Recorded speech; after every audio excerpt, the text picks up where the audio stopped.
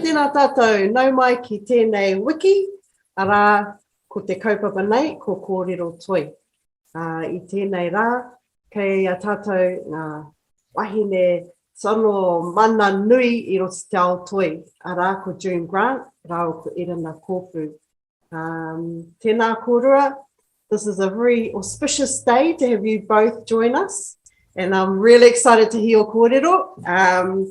June was sharing some of her adventures actually before we went live today, and I'm really excited to hear some of the other kōrero, and I'm sure everybody here will learn something new about te ao tawhito or te ao toi, and lots of gems for possibly your future journeys in toi as well. So I'd just like to introduce firstly June, she who really needs no introduction, but anyway, June Northcroft Grant is of Ngāti Tūhaurangi, Ngāti Wāhiao, and Ngāti Tū Wharetoa descent. June has been an artist, a businesswoman, and a champion for Māori art for several decades. June gained a diploma of craft and design from Waiariki Polytechnic, in 1989. And that's actually, Waiariki was so buzzing there. I know so many artists who went on to have amazing careers. Anyway, she's been producing fine artwork ever since, and her work has since been exhibited in Australia, Canada, and New Zealand. And in 1991, June opened Pohutu Prints Originals, and I remember getting a t-shirt from there. It was pretty niche back then, and specialising in Māori design-based screen prints. She also opened a store called Best of Māori Tourism Limited, and I think I had one of my first artworks in there. She's really nurtured the arts in so many ways, and she actually gave me my first stepping stone into the art world. So I really thank you, June, for that, especially when you opened your gallery, Te Raukura, the illustrious Red Feather Gallery that was in Rotorua. And yes, so that's also a part of June's legacy. So with that, June, welcome. I'm so glad you can join us today. And I'll hand the kōrero over to you and wherever you'd like to take it. Oh, kia ora, Regan, for that lovely mihi. Ngā mihi mahana ki a koutou. Looking back on, it just seems, I talked about it before, that it doesn't seem that long ago that we were starting out in the art world. And I didn't get into painting I went to Waiariki when I was in my late 30s, nearly 40. And it took that long to come out of my homemaking and wanting to do something in the arts. And that changed my life, actually. I hadn't travelled before then. And then within 10 years, we were seeing the world, and it was all because of the art. So my first inspirations, in fact, were from my own village of Whakarewarewa. And the painting behind me is a reflection of that. And this was one of the first series of work that I did. And it talked about the houses, the whare nui, the whare moi, and other little places in the village. And there were 8 in the village, 8 houses that are still there that we belong to. And they were like our meeting houses, our whare whakairo are our universities anyway, with the carvings and the patterns, and I was always fascinated with the kōwhaiwhai, and I still am. And I got those from our tutors as well. There was initially there were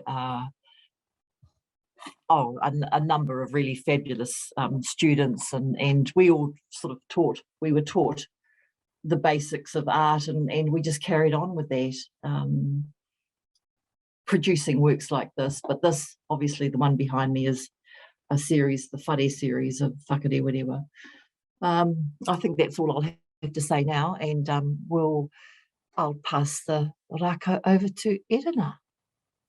Because we can talk about just it more. Before I pass it over to Erena, I'd just like to reflect on some of those artists So there was Ross Hemara there, wasn't there? Oh, yeah. And at the time, Bob Yonke, wasn't Yeah. he? Was he there as well? Yes.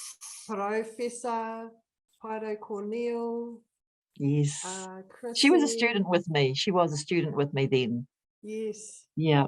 And Barry Dabb was another, all great tutors, and you know, we learned so much from them, but we didn't know we were learning, of course, because they were amazing then, and they're even more amazing now.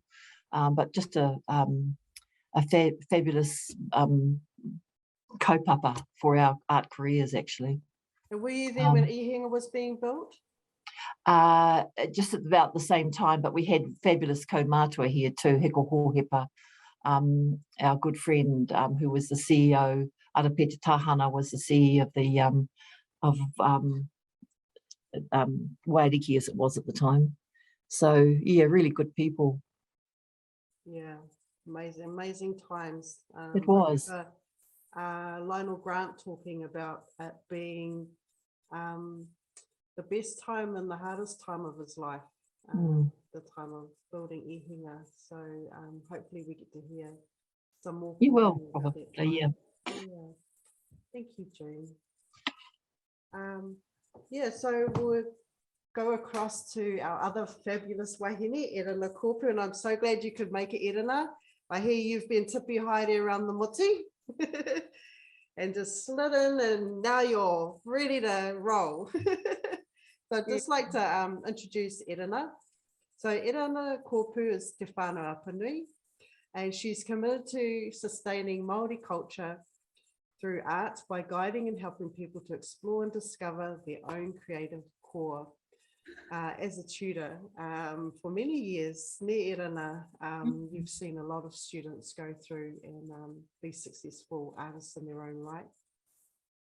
Kōpu was also one of the first students to graduate with a degree from EIT Tairawhiti's Toi Haukura, one of the OGs. Yeah, well, yeah, we can get to that. Carry on. And since that achievement, she has come full circle and is now responsible for Toi Haukura's Te Toi o Ngā Rangi Bachelor of Māori Visual Arts degree and Level 4 Foundation Certificate. Kōpu, Erena is also a senior painter lecturer, a role which allows her to investigate art in a framework that encompasses all aspects of Te Ao Māori. And you can see her artwork in the background. Her style is very identifiable and a very prolific artist. So Erena, I'm really happy that you could make it tonight, and the stage is yours, Erena. Kia ora Regan, o tira tēnā koe I tō tono mai, kia hono atu au kia koutou te pōnei. Mihi ana ki te kaupapa, and I'm absolutely privileged actually to be sitting here with Auntie June, because I feel like, you know, I'm just this little baby compared to June, and I absolutely am. And I have so much respect for Auntie June and all the mahi. I think that her and lots of the artists that of your time, which is still now, but that kind of paved the way for us. And it made it okay for us to be artists and to be comfortable with being creatives. And I love the relationships that we've kind of been able to establish from, you know, first exhibiting as well in Raikura Gallery back in the early 2000s, I think it was. So that was probably my first taste at exhibiting, was at Auntie June's gallery. And yeah, it's great memories being in art school and traveling the motu and meeting beautiful people like Auntie June. So yeah, I'm stoked to you know, be amongst some great people tonight and kind of just share my story and wherever the stories go. So yeah, mihi ana kia tātou. Do you want me to talk about me or just? Yeah. Yeah. So currently tutoring at Toi Haukura, like Reg said, did a big bit of a full circle. Left school, went to Toi Haukura. My art teacher at high school actually was one of the first graduates. So Richie Francis, he come to teach at Rakaumanga, who's of Te Arawa descent, and yeah, kind of instilled a little bit of something in me. And then, yeah, I ended up at Toi Haukura actually. And I was a little bit, I don't know if I wanted to be an artist. I kind of went there to go and figure out what I wanted to do with my life. And it wasn't really, I don't think I went to Toi Haukura to be an artist. But at least I was getting something out of it while I was trying to figure that out, you know, and I think I kind of resisted that almost. And I definitely resisted being a teacher because both my parents and my grandparents were teachers. But I ended up being a teacher as well. So yeah, full circle back there teaching now. And yeah, we have some amazing tauira come through us. And I've seen some, I think, like you said, some hard times, but some great times. And I think that's probably the same for lots of the tauira that come through us as well. Otherwise, yeah, I love being able to share what little I have with anybody who wants to grab a hold of that. And most of it comes from, you know, being with Steve Gibbs, Derek, and then also being amongst, you know, when I was coming through art school, the likes of, you know, obviously Sandy and Kura Te Waru, Emire Karaka, Robin Kaukiwa, they were all our superheroes. When I was at art school, just coming out of high school, just starting at art school, they were our absolute heroes, you know. Rangi Kipa, Mark Kōpua, the revitalisation of Tāmoko was just kind of bubbling up. So it was a real exciting time actually when I was at art school. Yeah, so lots of names and have met some amazing people just along the huarahi. So yeah, that's me for now. Kia ora, Erena. Aye, that's beautiful to reflect back on all those names, and I'm sure there's so many more that have influenced your career as well. And just on that and shooting back to June, June, I've got some images here that I just pulled off the internet. I'm wondering if you'd like to share in kōrero about some of your mahi. Aye. Yeah? Okay. Yep. I'll just share screen. Ooh.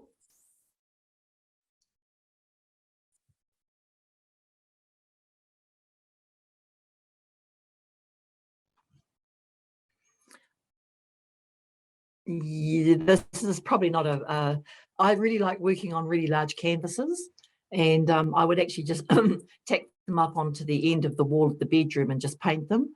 But because of my influences in the meeting house, I sort of noted that a lot of the ancestors that were depicted were mostly male, and I really wanted to put wahine into those spaces. And so I thought I would paint the ones that I knew that, because we seem to have been sort of, with colonisation, we were sort of written out of the stories a lot of the time, and it was always about the heroes who were our rangatira. But we knew that you couldn't be a hero without a partner to help you in your journey. So I wanted to paint the partners of the journeys. So I embarked on a series of paintings about my tribal area, about Te Aroa, and the waka journeys that came from Hawaii. And so this was one of the first ones, Whakaotirangi, and she was one of the ancestors that she was on the waka with very strong rangatira and tohunga, Tamati Kapua and Ngātoroirangi. And they were, you know, going across the oceans, and they were able to call up storms, which Ngātoroirangi did when he got a bit brassed off, and he called on te koro a te parata, which was the throat of the whirlpool, and the waka was being drawn in, and just at the last minute he called off the curse, but Whakaotirangi had saved the basket of kumara, and that's what's depicted there. And the images on either side, you can read paintings, you can look at them and you know what the paintings are telling you. And that's what the meeting house does. If you look at everything in the meeting house has a clue to some deed or some feat or something that our ancestors were known for, and they're easy to find. So you find when you go into your meeting house, I look for the whakaturia, and I look for hene moa with the goods, and I look for, and you can see them there. Some of the knowledge is esoteric, which is only known to the carver, and he'll carve little subtle pieces, but it's nice breaking those codes too. So when you go into the meeting house and look at the kōwhaiwhai and look at the way, and that's what's happened. That's what happened with Sandy and all of those, that generation of like Para and Cliff Whiting, and they reinterpreted, they brought the insides of the meeting house into spaces that had never been seen before, like Kiriroa, when Para had his, it was actually new to our people as well. And they were our role models too, that they had such magnificent and such huge, amazing in-your-face artworks. And I actually like doing those. I like doing the larger art pieces. So I did a series of hene moa. Hene moa lives in Canada now. I think she enjoys it up there, but she could always swim home if she needs to. Hene moa, Whakaotirangi, Ke Aroa, and who else? Oh, there were a few others, and I've also got in the next slide that you can show is Kurungai Tuku. And that is, she was famous in this area as well. And she, so that's the legend of Kurungai Tuku, and she was the bird woman. And the story has a lot to do with the hot pools at Whakarewarewa, because she was lured by Maui into the reflection, and she perished in this hot pool. But that's my depiction of her, of the ancestor. I've actually forgotten the stories, and I keep looking at them to retell them. And obviously the little pi waka waka there is how Maui lost his mortality, and there's the lizard is there as well. So anyway, I need to go back and relook at what my influences were in this painting. Which is the kaitiaki of the manu and the insects. That's right. Yeah. And then the manu went back and chirped in her ear and told her that that's right. what Hatupatu was doing. That's right. Hatupatu, of course. Hatupatu. That's right. And yeah. In the rock. That's the one. You see, you know more about the story than I do. But that was painted probably 40 years ago, 30 years ago. Such a lovely kōrero. And you've drawn her very mana as well. Mana wahine. Would you like the next? Yes, please. Yeah. I get my inspiration from my nannies from Whakarewarewa a lot. And so these are literally my grandmothers. There's Makariti Papakura, who was my grandmother's cousin. There is Rihi Waka, who is my great-grandmother. She's on the left-hand side with the scarf. Below her is her half-sister Bella Papakura, who is half-sister to Makariti Papakura. And the little nanny with the white scarf on is the woman from Whakarewarewa, Rākera Ihaya. And she raised my father in the village. He was born to his parents, Awhi and Rihi Waka, or Rihi Northcroft, in Waitahanui, and he was brought over when he was 3 months old to live in the village with Rākera. She was in her 70s, and he was only 3 months old, and he said she would chew his food. It's called penu penu, and she would chew his food and feed it to him. And he said she did that. He said it was like feeding a little bird. Mm-hmm. And she fed him that way until he was 4. But he lived in the village with her. He said, we didn't have 3 meals a day. We ate when we were hungry. And he said, I would even pick blackberries on the way to school, because we knew where the blackberry bushes were, and that would be my breakfast. And he said Nan would cook up in parikohuru. She'd put hot food in there, and we would eat at night. And he would pull her up the hill to their little house on the top of the hill overlooking Whakarewarewa.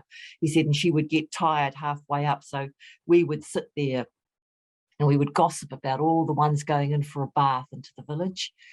And he said that's how he learned. His first language was Māori. I just really wished I'd had a life like that, because I grew up, I'm still quite resentful that I don't speak Māori. And it was like, it was my right to have it, and I never did get it. And I never actually quite caught on to it as well, even though I've been a student for years and years and years. If you didn't catch it when you were a kid, you lose all the subtleties of the reo.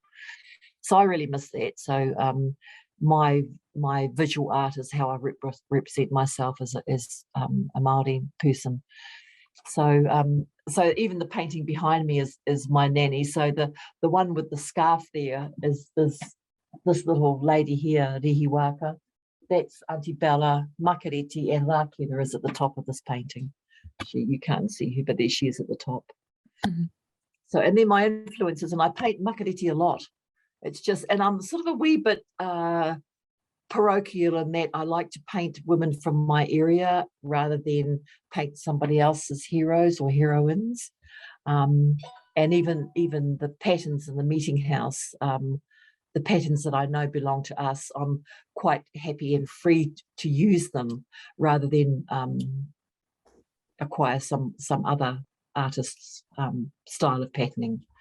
So we can move on to the next one. Nice, Jane.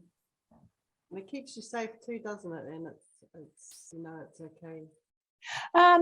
Yeah, even, well, my colours changed actually. I started being quite conformist in how I used my patterns and that, and my colours, but I got bolder as I got older.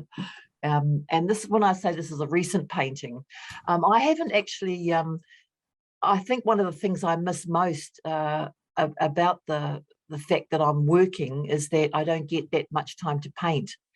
And I think if you work in a job like teaching, which is fabulous, or even better, an art teacher, you have more opportunity to paint. I find that because I work from 8:30 till 5:30, I'm actually tired when I get home. So the idea of painting a giant canvas on a wall has no appeal to me. I paint small paintings now because it's able to do it, and just getting older takes its toll. That's all. You just don't have the energy to do that. But I did get this painting was about, this was in a studio at Evergreen University in a place called Olympia, and it was just an amazing time. I went up for 3 months, had my own studio, my own car, canvases to paint, and I literally painted for 3 months.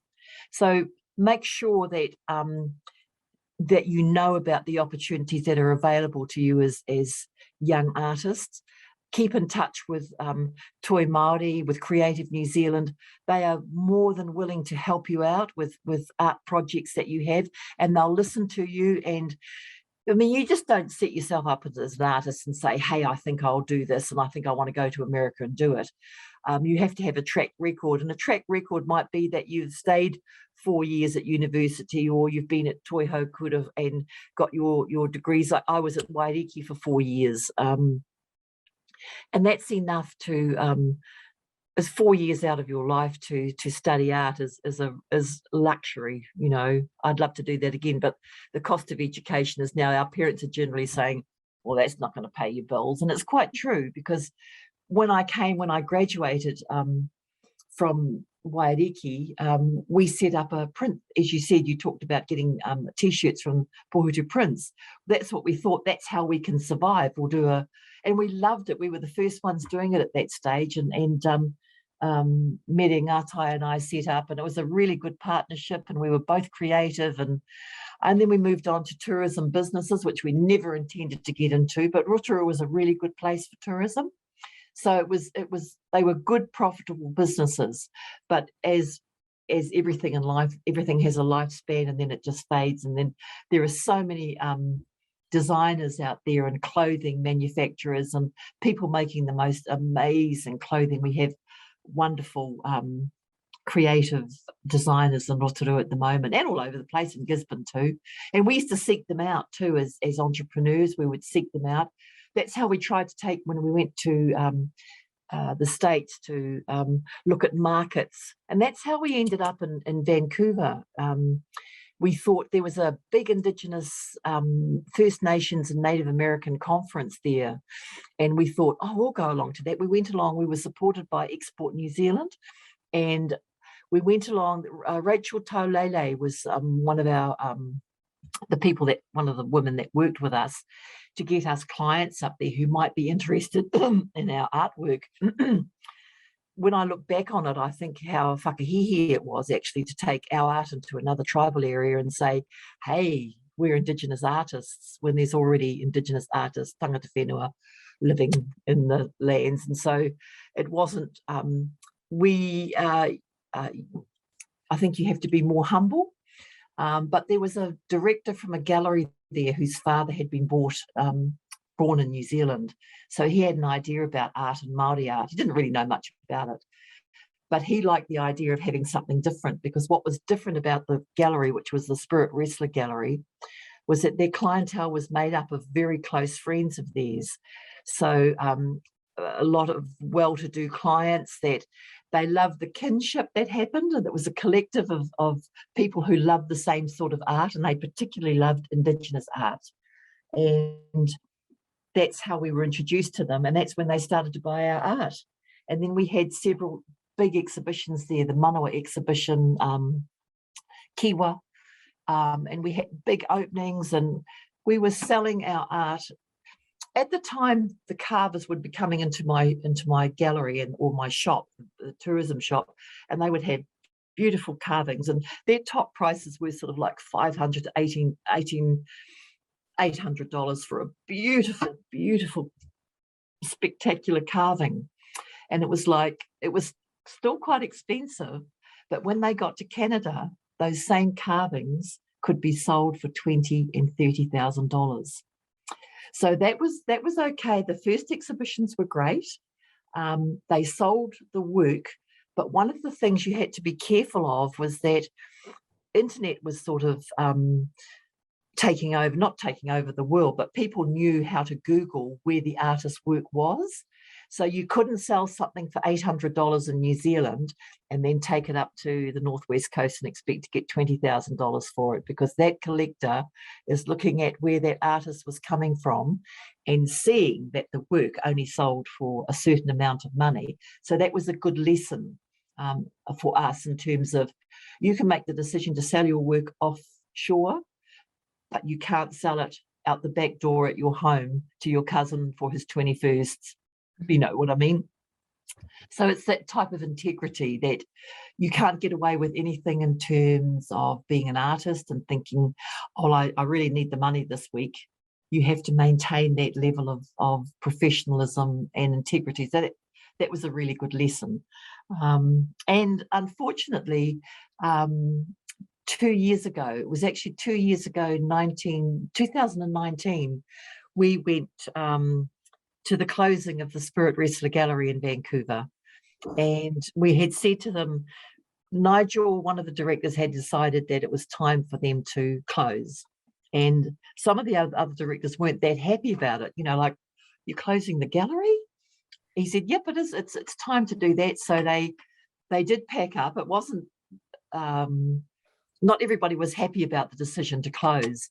And so we went up to say farewell, and they sold all of the work. They closed. They had the lease of the. They didn't have to worry about the lease. That was November 2019, and in March 2020, the first case of coronavirus hit the world, and business stopped for all those galleries in Vancouver. I said to him, were you prophetic? Did you know something was going to happen? He said, no, I just felt it was time to retire. So all of their major works they were able to sell before they closed. They retired, and happily, when there are other galleries that couldn't keep their doors open, had to literally, like we did, with tourism, you just couldn't keep your doors open, and there were businesses really, not doing very well at all, and still just trying to recover. But anyway, I think I've taken up too much time at the moment. I think we should move on. Erena, you can. Carry on, you're all right.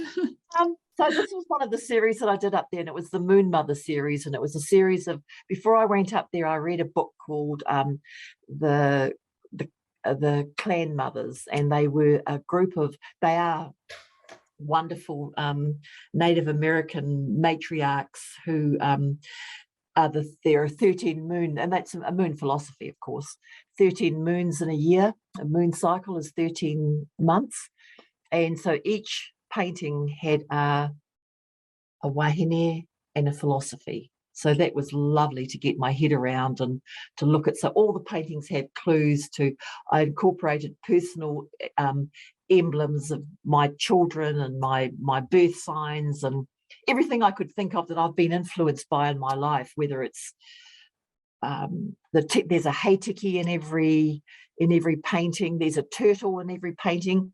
The turtle is the most prolific creature in the world. So that represented procreation. And so when I look at the paintings, I can see all the stories that are emerging. And that was a neat time for me. So 13 paintings, which I sold at the Spirit Wrestler Gallery. So I don't think I have any of those left. I don't think I kept any. And that was my studio. So that was cool. Not having to cook. It was great.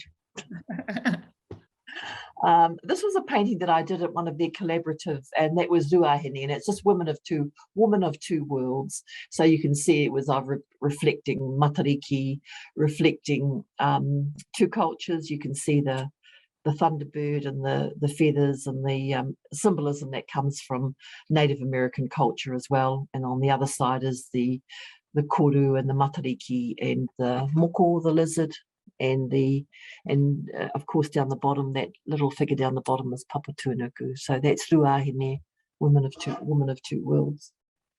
Next image. Oh, that is in I use petroglyphs a lot because petroglyphs were the first images that came. That's how we started recording. What we were doing was to write on the cave walls, and I often use petroglyph images. I just think they're just stunning works of art. So you'll see the Kaitaia lintel was in one of the. This is not a very good image, and the manaya. I use the manaya a lot because the manaya in the meeting house is usually around the heads of the warriors, depicting the mana is the of course the mahunga. So. You have guardians to protect all that knowledge. So I use the manaya a lot. It's a beautiful symbol. The next paintings are, that's the Moon Mother series too, which I finished painting here and then sent them back for exhibition. I actually took them off the boards at the back and rolled them up so they went up, and then they re-stretched them when they got to Vancouver. So that was good because you don't want to be sending big paintings overseas anywhere. It'll cost you a fortune. These were a series of small paintings, and the Native American culture, they use their totems, their images of they say we are all our relations because they whakapapa to animals and creatures.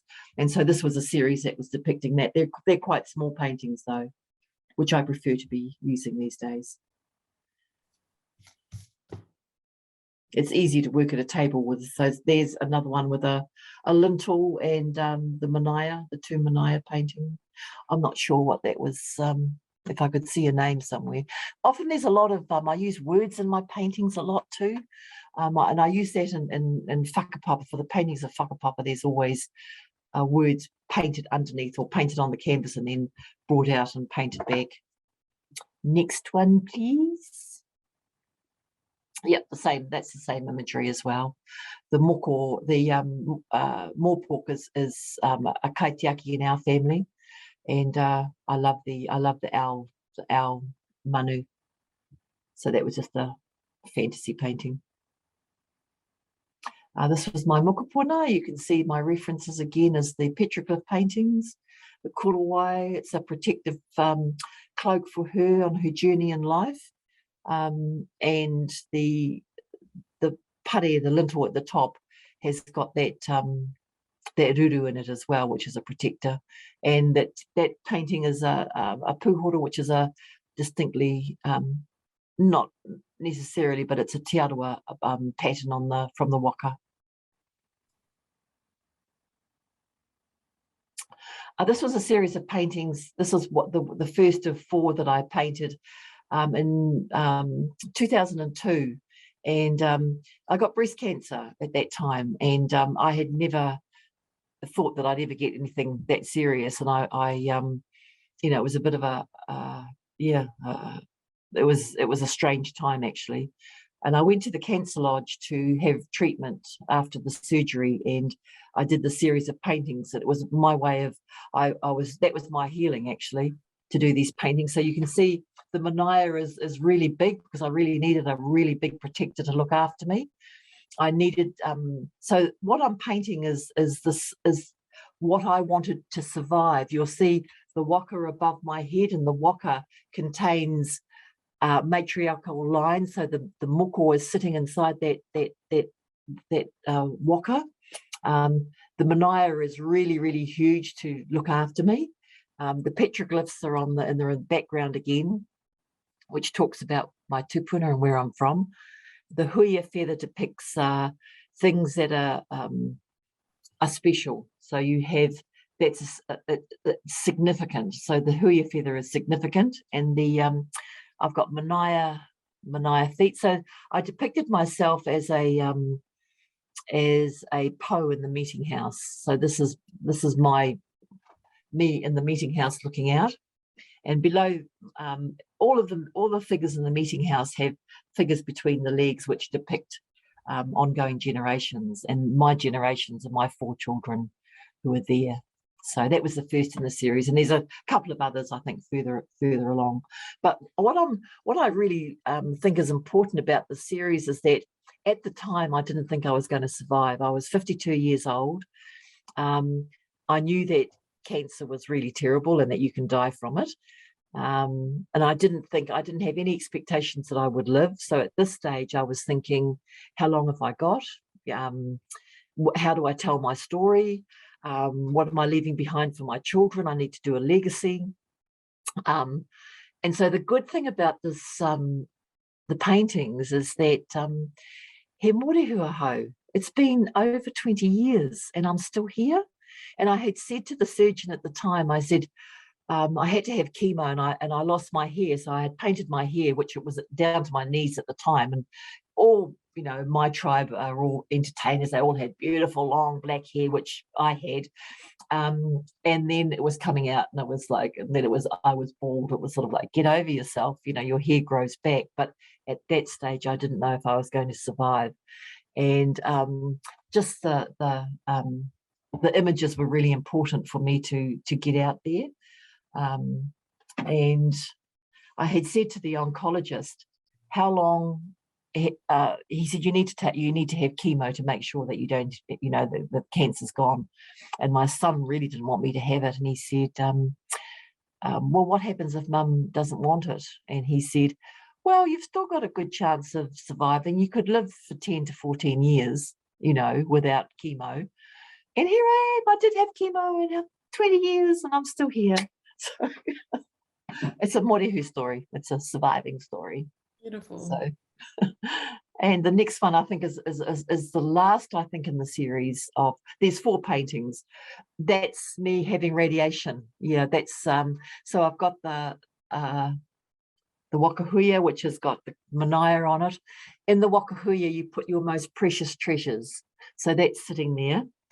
In my hand, I painted my hands with the lines in them, because I thought, if there's somebody out there that can read my palms, they're going to be saying, oh no, you're going to be living a long life, because that line goes over. So I was using everything I could think of. I had my grandmother's moko are in the painting, my father's military number when he was overseas fighting in the Second World War. My nanny Makareti, her heitiki is Te Uoro, and that's and then 2 little babies that I lost are in that painting too. I miscarried 2 babies, and there they are. So all the things that were precious to me are in that painting. So when you look at somebody else's work, look at what they're saying to you. look at who are they? Who are those people that, like your work, Regan, in the background there, your ancestors there, and they have such great meanings, and even the way that the carving has been depicted. Just to be more careful about how you read others' works, because it can be quite interesting, quite beautiful. So, yeah, anyway, I think I've said enough. I think we should look at Erena's work, actually. Erena. Thank you, June. You brought up so many things that we could talk at length about, and hopefully we can revisit. And for me, especially these last works that you've shown, when you exhibited those were so powerful and so moving. And I really thank you for sharing that with everybody, because it's a journey, a very personal journey that, you know, it was like you were really exposed, and just let everybody kind of see, have a glimpse of what you went through. And, you know, we were all there, our ngaka was there with you, but yeah, they're so powerful, June. Oh, kia ora, Regan. Yeah, so definitely my favorite series of paintings. Kia ora, June. So we'll go over to Erena. Kia ora, Erena. Kia ora. Yeah, thank you for sharing those, Auntie June. Lots of those paintings are real familiar, and you know, I suppose they were paintings that we used as artist models at art school, and, you know, would pull them apart and look at what's going on, the composition, you know, the use of color, and just the techniques that you're using, and you know, we would really try and, you know, how has she done this, and so it's real cool, kind of yeah, seeing those again. And I can see that, but kind of everything you've seen as a painter real resonates, or an artist resonates with me. You know, I think I've been absolutely influenced by you and your mahi. So yeah, thank you for that. And I suppose I'll kind of elaborate more on that when we have a look at some of my stuff too. Yeah, choice. Okay, Erena, do you want me to open up your folder? Yeah, okay, let's go. Kind of like Auntie June, I really like painting on a bigger scale. But actually, I do remember when I was at art school, or maybe towards the end, and when you started painting smaller stuff, Auntie June, and I remember you saying, it's easier to transport, it's easier to send overseas.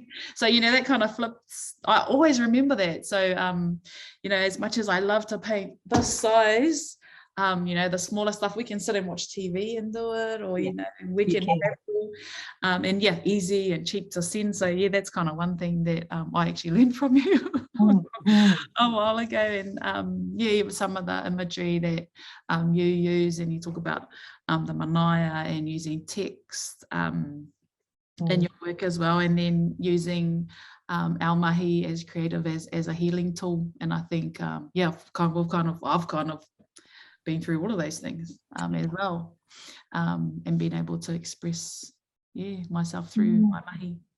So yeah, anyway, so I just thought I'll start off with this slide, because of the mahi that I've probably been doing in the last, I don't know, 6 or 7 years, where I've been able to kind of fuse my two passions together. And so I thought I'll start with this. And haka's been such a huge part of my life, as well as being a painter.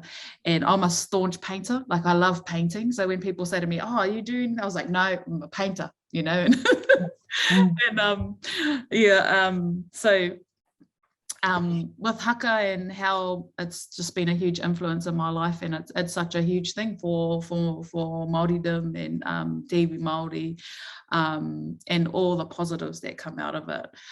One of the beautiful things I think about haka is that it's also it's a type of language, and it's a vehicle to be able to portray, you know, lots of kaupapa within our iwi, you know, ngā kōrero, ngā hitori, ngā whakapapa, ka puta i te mahi haka. Not only that, but, you know, all the other aspects of it, the social aspects, you know, the disciplines. But heoi, with haka, yeah, I kind of was able to fuse this haka, the stories, the waiata, into my painting. So I started painting music, and I think, that's what I thought I'll talk about today anyway. So kind of my first, I think we always paint narratives, you know, as you just went through and spoke about pūrākau, Auntie, and, you know, ngā pūrākau o te aroa. And this, what we do as painters is, it's another reo, you know, so we have te reo kōrero, tuku iho ki a tātou, and then we're able to put it in a visual form. So again, and I keep saying this when I speak to people, but, you know, we're pretty powerful storytellers, I think. And I think we're a very, very visual people. So when we put it down on paint using this, it kind of attracts lots of different types of audiences and people, and where it acts as another real visual language. And I think it's a beautiful thing being able to read a piece of artwork. Yeah. Anyway, back to this. I keep on going all over the place, as we artists do. So I started painting music and ended up doing an exhibition based on compositions by Rikirangi Gage. So Rikirangi Gage is one of our tino rangatira tohunga no Te Whānau, and he writes most of Te Whānau waiata. So yeah, maybe we can get rid of that slide and have a look at the next one. So this is a couple of works that were in the exhibition in, I think this was 2018, solo exhibition at Tairawhiti Art Museum. And I think I planned on doing about 14 works, and in the end I did 27 works. So 27 waiata ended up getting a little bit carried away. But I absolutely loved painting this exhibition. And I was able to paint, like I said, 27 waiata. And then with that, I was able to also pick up the videos and play them at the same time. So the whole exhibition kind of gave you a whole experience, a whole kind of, you know, te rongo, te kite, and then the video form. So yeah, I really love this, the whakaaro of painting waiata, because the two passions I felt just fit perfectly together, my two passions. So lots of the imagery that I used obviously just portrayed ngā waiata and the narratives within those waiata, and they were all quite different. So lots of kōrero tuku iho o te whānau whakapapa, waiata about our taiao that we live in Te Whānau. So lots of emphasis on tangaroa, and then hahi, te hahi ringatu. So ko Rikirangi is a tohunga ringatu. So lots of different kōrero, but I'll talk to these two. So the Golda one was a Queenie Piki. So this was an action song, Te Whānau 2000 on the river in Ngāruawahia, and this is Queenie Piki, which was one of the action songs, and to this day still a pretty famous waiata of Te Whānau. But I was able to kind of interpret the kahu there that Fred Graham had designed, the flag. Yes. Yeah, the flag. So that's kind of like my interpretation of his flag and the flag that he designed for Te Ariki Nui, Te Atairangi Kahu. And then yeah, there's the figures there on the right are represent all the kings that came before her, and then also her son. So that's Queenie Piki. One of the things that I also tried to portray in these works is not only the narrative or imagery that represented the narrative, but also the feeling of the waiata. And that was probably the hardest part. So, you know, if it was a haka, how do I make it look like a haka? You know, when you can't hear it, how do you make it look like a haka? Or how do you make it look like a himene or a beautiful love song? So it was also trying to figure out, how do I make you feel what the waiata is like as well. So I tried really hard to portray that. Whether I kind of got it or not, I'm not too sure. I'm still working on it. These are painted on board, just on, these are just painted on board. I cut them out and but the rest that were on canvas. I like to paint my favorite is this medium too, just drop canvas, big drop canvas. Yeah, I love it. But yeah, sometimes big is a challenge. I mean, not a challenge, just to get around. And yeah, the other one, the black and white one, is called Whakaria Mai. It's kind of a he waiata aroha. Ko ngā kupu I tikina mai te hahiri ngatu from the Blue Book. And yeah, I can't remember too much more about that. But yeah, we can go to the next slide. And I can't even skate, but it's a cool picture. From the exhibition at Te Tairawhiti Museum based on Rikirangi's waiata, I was able to create a publication, and I feel like this was important to me because it meant that the images and the kōrero behind the images and the lyrics to Uncle Rick's waiata were able to be kept somewhere, and somewhere where our tamariki could go back to and reference to. So this is important to me because it's a reference that our tamariki can have, and our stories are told not only in the visual form, but they're also offered the written stuff as well. So I'm actually really proud of this publication. So proud because my kids get to have it. You know, they can read through it and they know the different stories. O te whānau panui. So yeah. Kind of from that, so with the book, a good friend of mine, Macy Rika, who I think we all know, she saw the book. I dropped the book off to her, and she's like, "Oh, I want one of those books. I've just written an album or recorded an album in her little dungy room in the 2020 lockdown," and she said, "Can you play my music?" And I was like, okay. So she had 9 waiata based on matariki that she had written in lockdown, and she threw me all her very first recordings, ngā kupu o te waiata, ngā whakamārama, and from those 9 waiata, she released that album also. I think it was around matariki time in June, July 2020. I was able to paint 9 of her waiata, and this was a good friend of our tama waipara. He got kind of wind of what was happening between Mace and I, and the intention was the publication, not to exhibit works, but he got wind of it, so ended up wanting it for his festival. So this was the final product. They're suspended off the ceiling. And that whakaaro came because they gave us the space first. So I knew the space we were working with, and I was like, how am I going to do this? Because the wall spaces weren't really, weren't that great. So this is what we done. And of course, I had lots of help at Toi Haukura with Makarini and Aisen, who are just fabulous with things like this. And we managed to do a couple. We did one at Mahi and just did a few, testers before I started painting. But it turned out really beautiful. It's a really beautiful show, and we actually still haven't made the book. However, it's become a traveling show.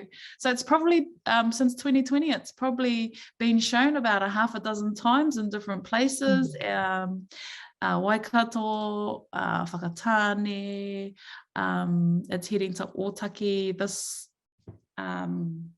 this matariki. So it's been able, built traction. And another show that we're pretty proud of, and it was it's a real beautiful thing, working collaboratively with somebody who kind of has the same whakaaro as you. But so these are the 9 waiata, and they're not the 9 songs because they're the 9 songs, but they're not the 9 stars. So every waiata is based on different kaupapa within the matariki stories. The red one in the back there, sorry, I don't think I put any close-ups in, but the red one is Pohutukawa, and the front white one is Hiwai Te Rangi. So those are the only 2 stars that have their own painting and their own waiata. And then I think I did better in this show, kind of showing the feeling of the waiata. And some are a lot more intense than others, and so yeah, lots of different techniques. So I was able to kind of play around. These are also on board. I knew I had to do stars, but I don't want to do the corny stars. So this is the shape that we come up with. Yeah, so I was able to have a really good kind of, I suppose, exploring different techniques. And I don't know if you should do that when you're doing bigger shows, but that's what I've done. And yeah, that's enough about that one, eh? Yeah, well, there's it at nighttime. I love the reflection off the floor. It's really cool. Yeah, but the thing about these weeks too is that I was able to come up with 3 different ways of hanging them. So this is the first way, and then they have brackets to be hung on the wall, and they also have stands to freestand. So they're kind of they're able to be put into different spaces, which I think is pretty cool. But yeah, again, they're big, so hard to transport.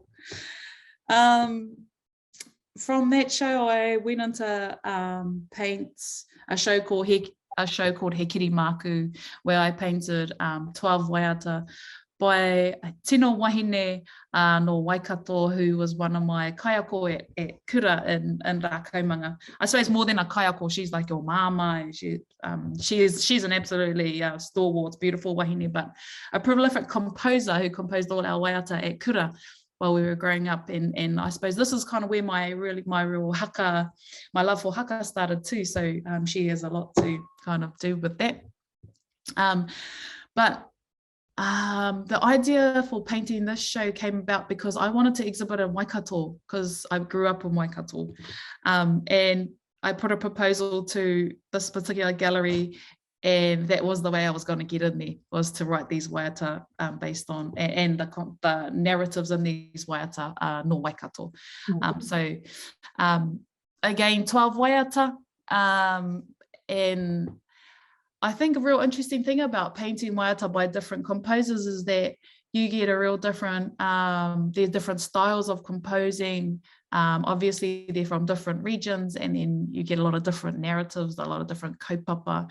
So you're able to explore lots of different, kōrero, and you're able to portray different kōrero from different iwi. And I think that's pretty special as well.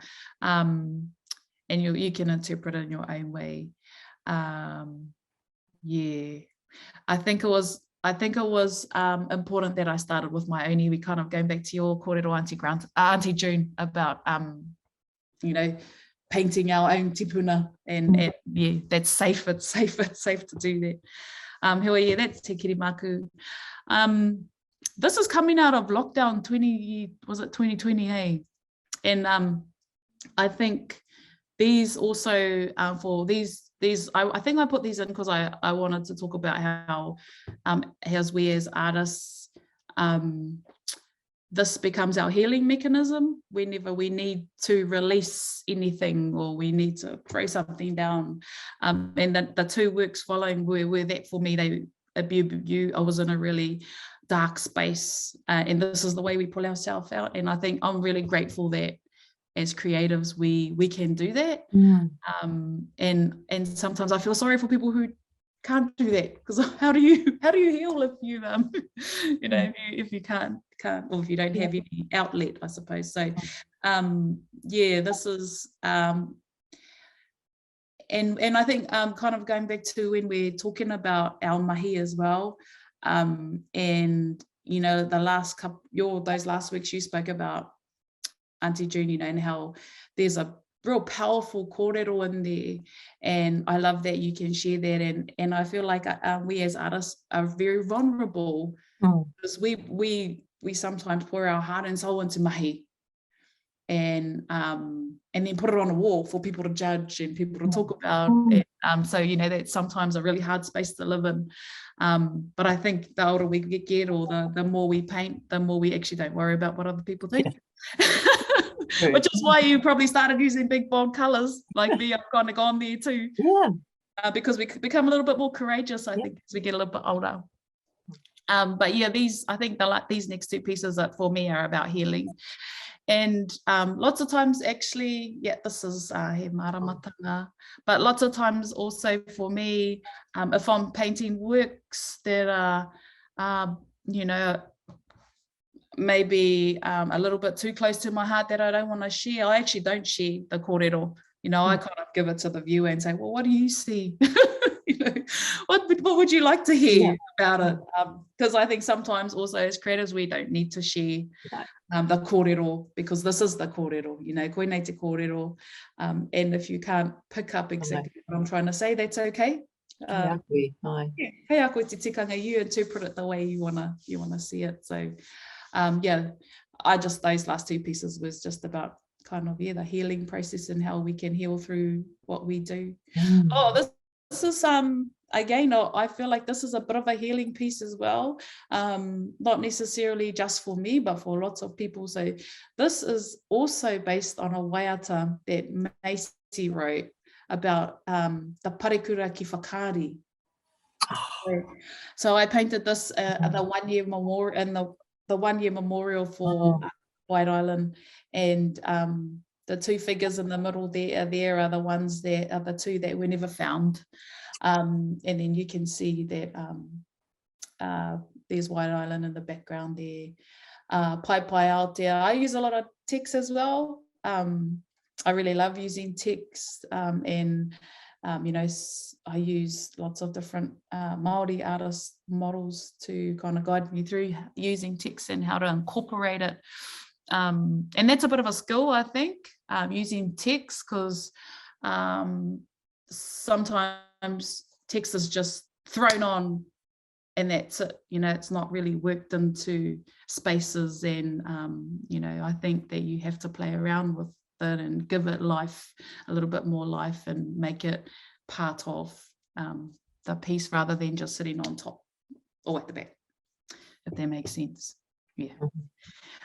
So yeah, this is Whakaari, this piece, and my daughter there, her name is Whakaari, so it kind of like an extra special piece for us. And yeah, it was actually and again a really healing piece.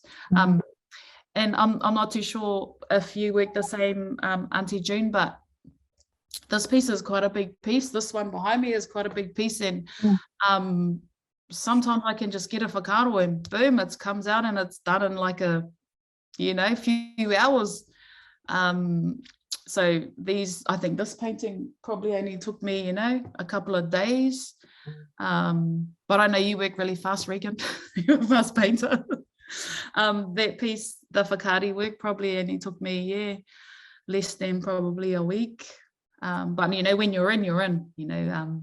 I think at Toihokura we call it the rauru, you know, when you win the rauru, you go down the rauru, you do all your beautiful work. But Derek always says to us, you got to make sure you come out of that rauru and take a deep breath again when you get to, you know, come out for air when you get to the top. So the rauru is a beautiful place, but it can also be a dangerous place as well, you know, if we don't know how to control ourselves when we get down into that space. So yeah. Is that enough, or are we going to keep going? This is a work, actually, see, we're just going into random works now, but this is a work I done last year. It was a commission work actually by Witi Ihi Maira and a friend of mine, Ruth Smith. So this week, the book launches, the Bully Bash e roto i te reo Māori, called Te Puri Pāha. So we spoke about the brief and what they wanted, and so the kōrero about the Bully Basher, if you're familiar with their kōrero, all the kōrero is in this painting. So this is the book cover, which is going to be released next week actually is the book launch. So this is He Puri Pāha. It's got some real funny things in it. They asked for some really funny things, like they wanted sheep. So you can see down there below the whare, you know, these are shearing quarters.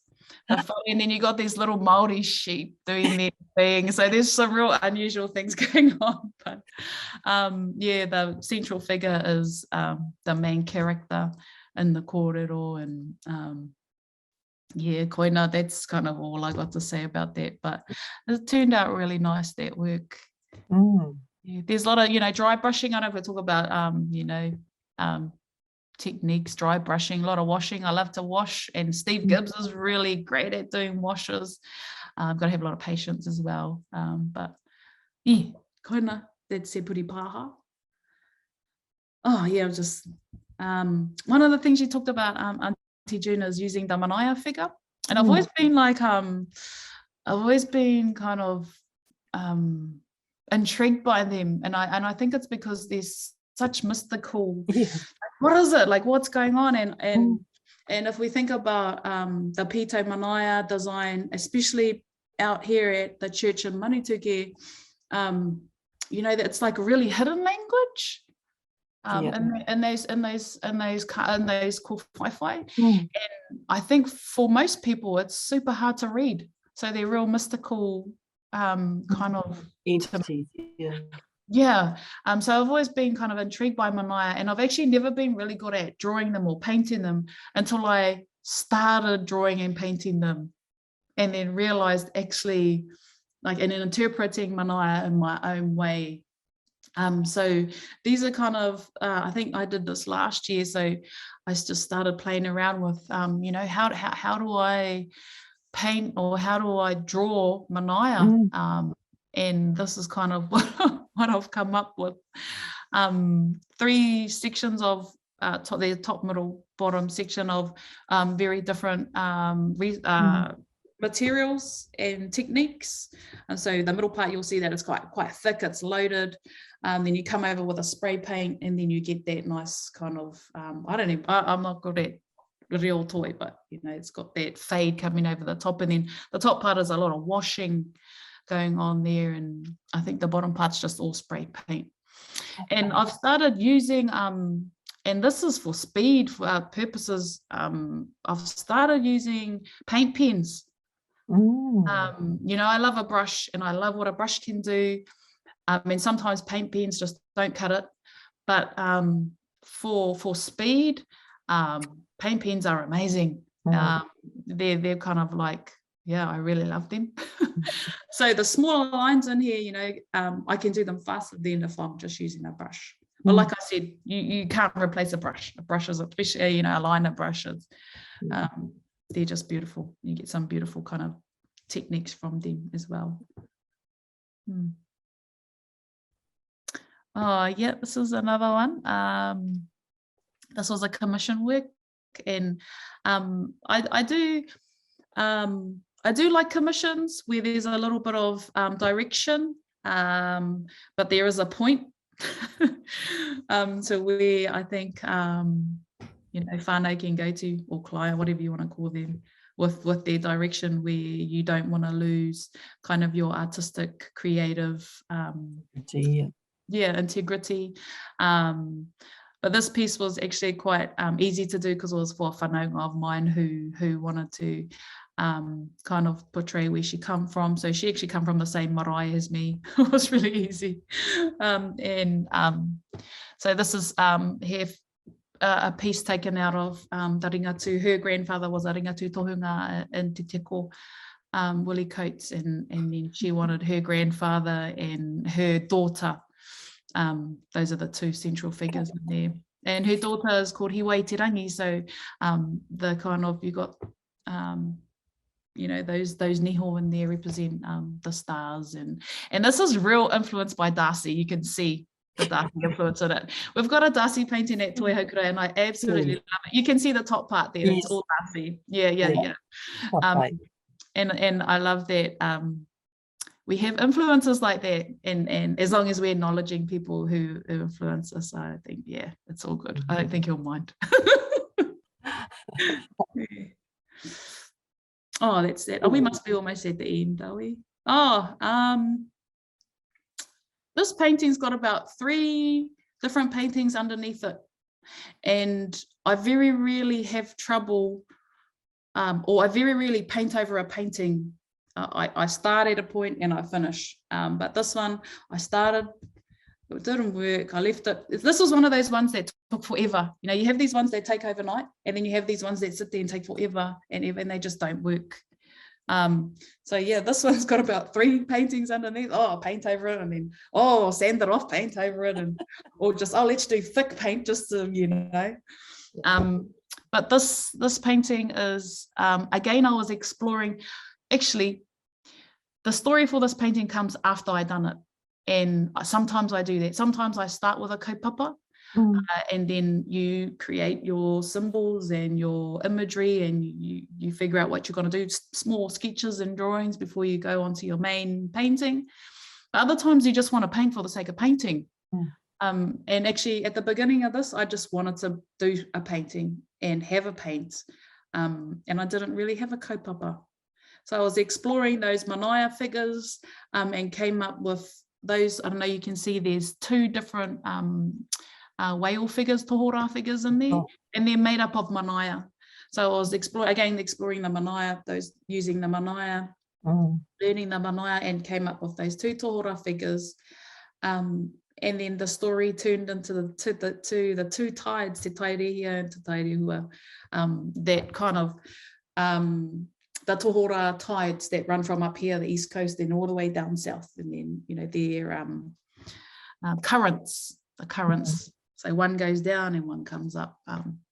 So yeah, sometimes we have a kaupapa. I'm not too sure if you work like that, Auntie June. And then sometimes I just want to paint for the sake of painting, or paint for the sake of just developing some sort of technique or skill. And sometimes I find that when I do that,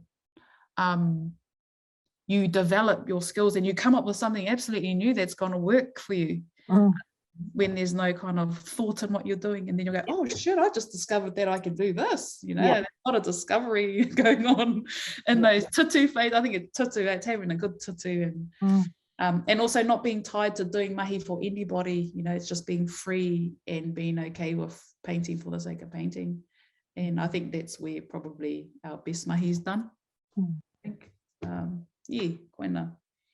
Geez, I think I'm talking for too long. We'll just go through them quickly. That's enough, eh?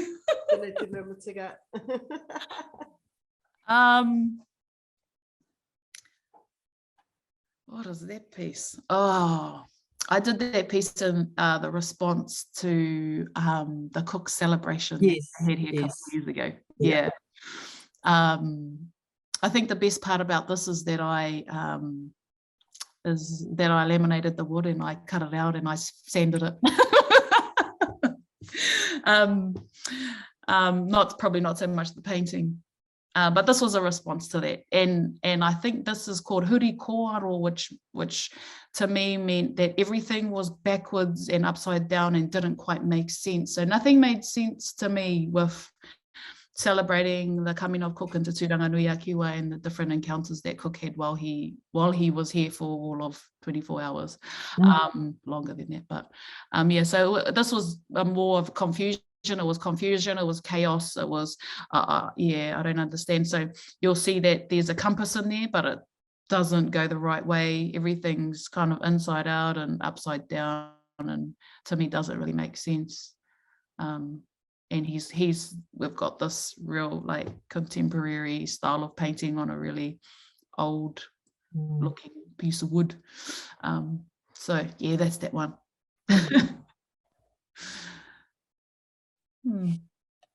That's enough, too much kōrero. Oh, that's awesome, Erena, thank you. I really love how you seem to have a lot of fun with your work. You know, it's very playful, very whimsical parts, and then there's these real deep parts where you've like pulled things apart and then putting them back together. And well, I think it's important. It's important for us to have fun, and I think lots of the times people think that you know, your paintings or your artworks have to be of really deep kaupapa, when actually it's just fun to paint a picture for your tamariki, or, you know, actually just fun to paint for the sake of painting. And to have fun with it. It doesn't have to be deep. The series is a hohonu. Your paintings are beautiful. And and people love to hear the stories because we're visual storytellers, and so that's really important, and some people really connect with them and some people will just walk past them. So, and you don't expect to paint for everybody that's going to like them either, as you said, but somebody might just love the color, or a child will be attracted to a little beautiful little thing that they recognize in it. And that's what art does for you. You resonate with something. And that's how it should be. And that's really what the beauty of art is anyway. Yeah, So I've had a lady stand in front of my paintings and cry, and I was like, what are you crying for? No, don't ruin the illusion if that's what she gets from it. Absolutely. That's right. So awesome. Well, you two were chatting about some things that happened back in the days. I hear there were some like little stories and travels that you've had together. Not so much together, but I know that a lot of our early years were spent sort of taking exhibitions overseas to London in particular. When it's like great having relationships with government officials who want to have people to come and support their openings and other things, which is a good thing to do. So you become ambassadors to the art as well. So we've had a few exhibitions in London at London House, and that's got a long history of Māori going up there and supporting it with kapa haka. They've got a fabulous kapa haka group, and Ngāti Rārana goes all over Europe, and the old lady that Timoti Karitu knew was Rahera Windsor, her name was, and she was I can't remember the year we went back, but it was in the 2000s, and she would get on a bus and just travel all over London. We were in Bath, and she would come to Bath, and she'd get off the bus, and she was sort of like a real kuia. And Timoti often said, I love listening to her speak, because when she left New Zealand, it was when the original language was still being spoken, and that's what the language she would speak to him. And he understood it because he'd been brought up in those times.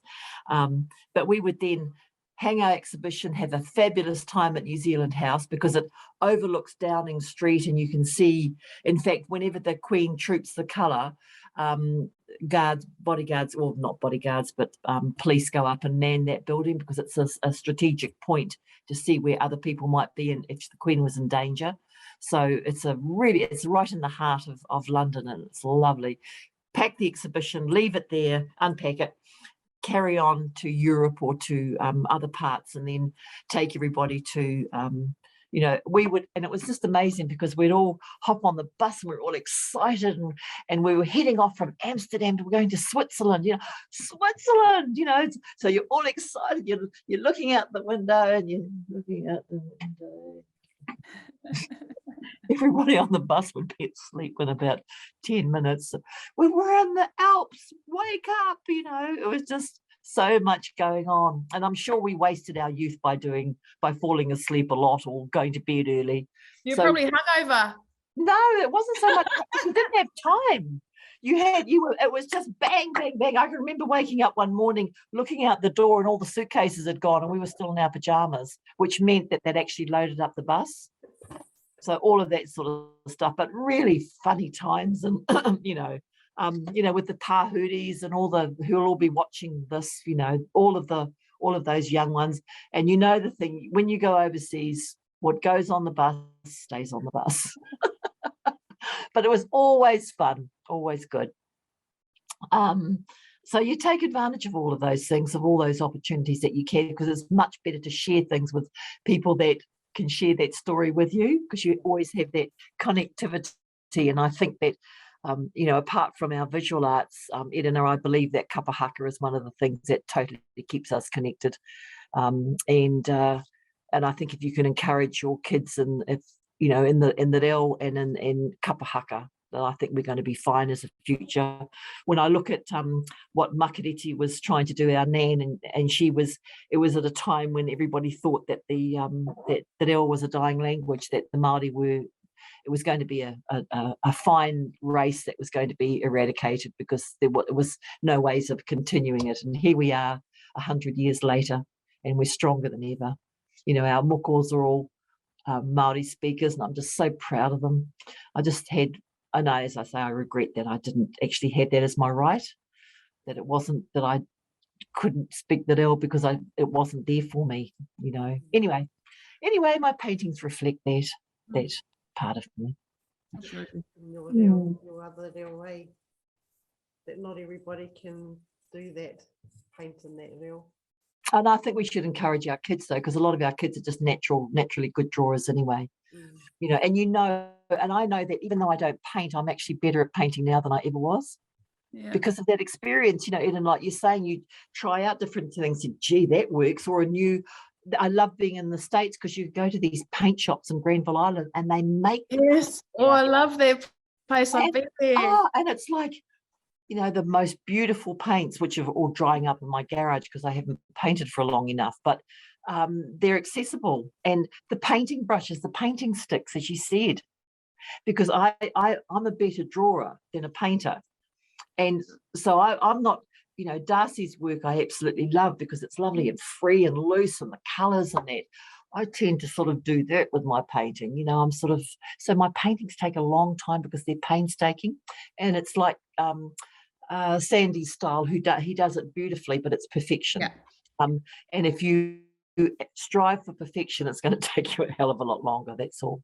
I'd love to be freer. Do you paint acrylic or oil? Acrylic.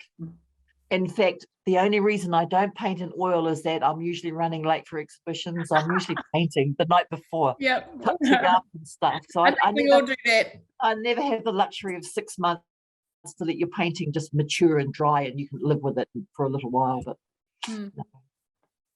we learn as we get older. Yes. But I will be paint. I paint for exhibition, and I will be painting in the future. But I'm still not retired, so got a lot of other work to do still. There is a question I wanted to ask, and June, you talked about this briefly before we went live, but I'll just put the question to Erena first. You know, as a mother and an artist and a wahine, what do you find in terms of being that?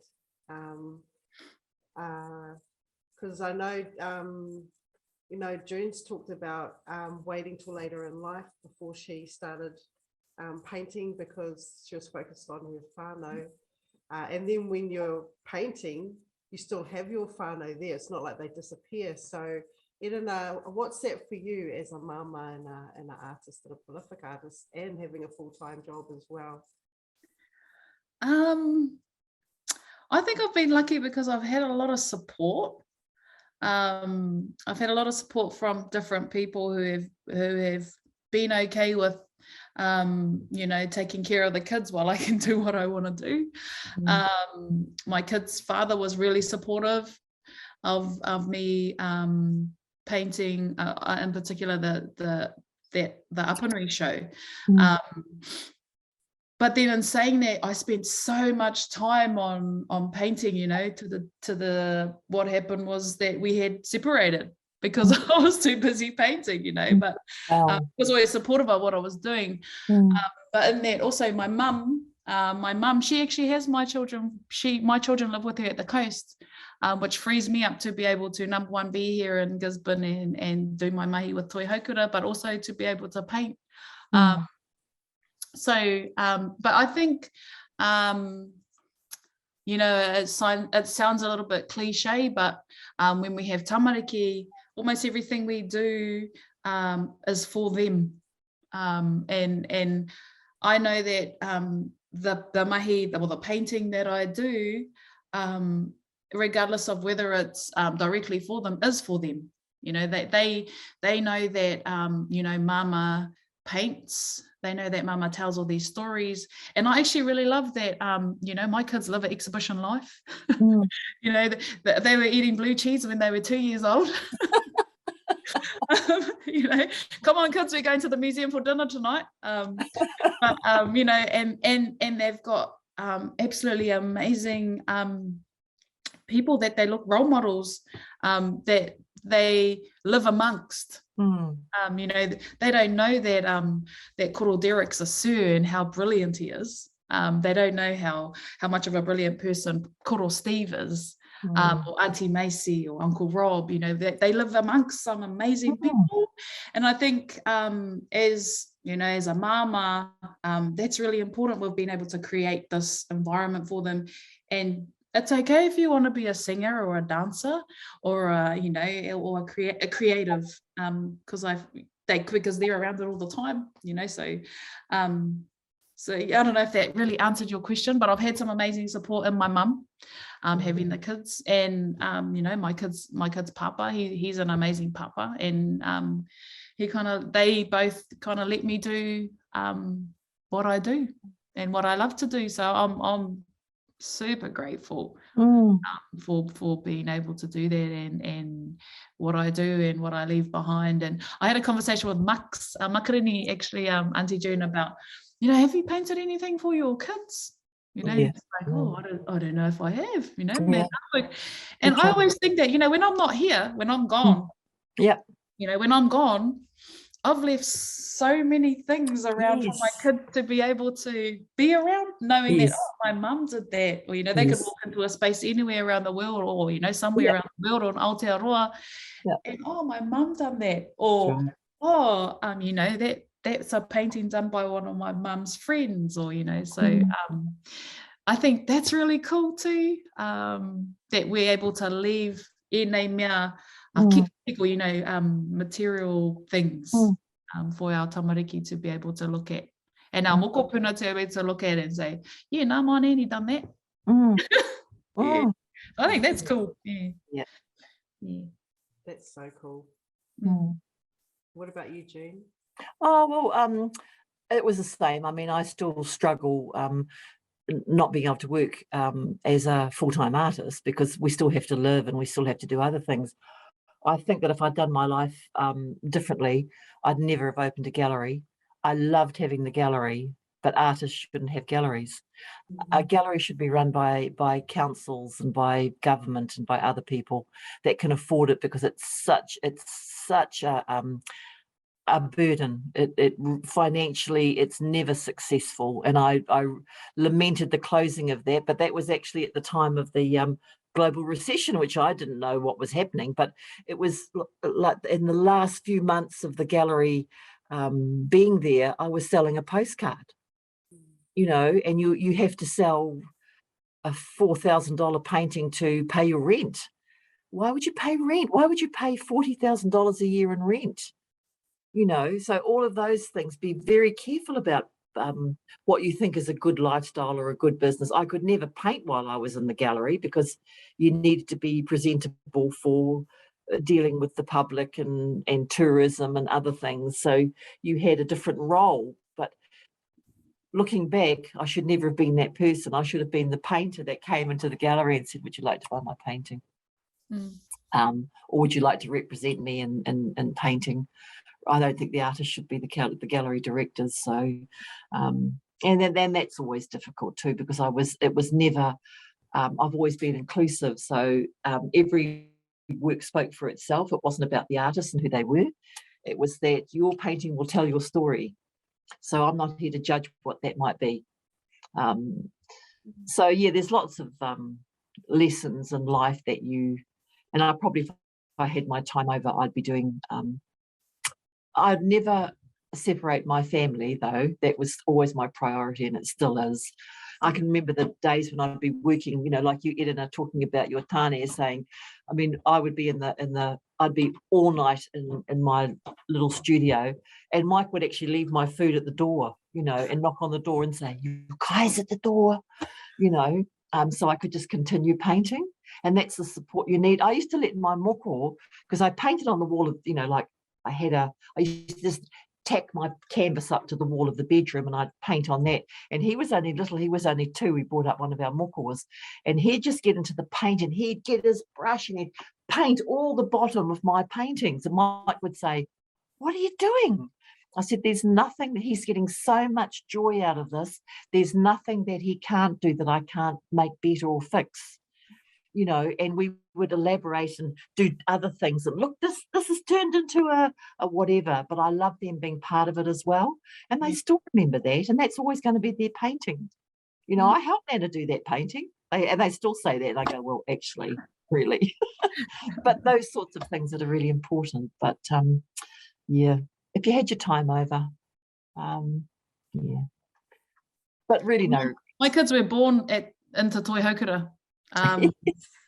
And they had no choice. You know, the Toi Haukura kids, they sit in all the more tia karakia classes, you know, and I'm breastfeeding them in class. Oh. They had no choice. So yeah. No, that's a lovely lifestyle, Erena. Yeah, I suppose just kind of going back to you running the gallery, you know, I think one of the things with me and me making art is that I've always been a teacher. So I've always had an income through being a teacher. Yeah. So I've never had to live the life of just a practicing artist. And I don't know if that's a good thing or a bad thing. But it's meant that I can just paint because I want to paint, not necessarily because I paint because I need to make a living. So yeah, maybe I'm lucky, or maybe you know, I don't know. No, that's the ideal. I would say that would be the ideal. If you want to continue as a practitioner, you actually get a job teaching, because you know, and that's a creative space to be working in anyway. And you don't realize what influence that you are having over the people that you're working with as well. But you're picking up from them as well, because you see these, you're thinking, my gosh, you know, these kids are doing this amazing. Well, I always say, I always think of you guys as the kids too. And you're sort of like, as we said, you know, you're grandmothers now, you know, Regan and them all, and Dorothy, you know. And so time goes quickly. So just grab the opportunities while you have them, because even you'll know your weeks are going quickly. You wake up, it's Monday, and all of a sudden it's Friday again, you know? So, yeah, that's what I have to say, grasshoppers. Yeah, I've got a studio set up at Mahi, and although, you know, it's great for me that I can do that, and you're absolutely right. You know, lots of it is actually so my students can see, you know, how I do things, and I can pull them in every now and then and go, oh, yep, you know, let's try this technique and do this. And then so yeah, that's kind of really important too, making sure that they can see that their kaiakos, their teachers also, you know, an artist, and I can paint. Yes. Wow, that's so beautiful. You both are amazing women, and we've just come up to the end of our time now. So I just want to send a big mahi to you both. Thank you for sharing so openly and so freely, and we've been able to get a deeper insight into both of your work and your practice, and a bit of your journey. And it's such a special, privileged space to be allowed into. So I just want to say a big thank you there. And Dorothy's just in the corner there. Dorothy, did you want to have any final words? So Dorothy Waitford, she comes on in every session, and she's my backup. If I'm getting off track or anything, then she helps get me back in line. Quality control. Oh no, you're doing an awesome job, Regan. I just want to thank you both for your insight and honesty, and sharing, you know, those really heartfelt, deep things. And I'm sure a lot of people will resonate with it, you know, like it very inspiring, very encouraging, and you've talked about where you started and kind of where you're at, and your work. I've just really impressed, really blown away, and I love both of your work. I just feel really blessed to have been here listening to you both. Okay. So thank you very much. Kia ora. Thank you both. Ngā mihi nui kia kōrero. O tira kia koutou e mātaki mai nei. Hei tērā wiki, ko kōrero toi anō, engari ka waihotia nei tēnei pō. Hei kōnā rā. Oh, kia ora. Awesome, you guys.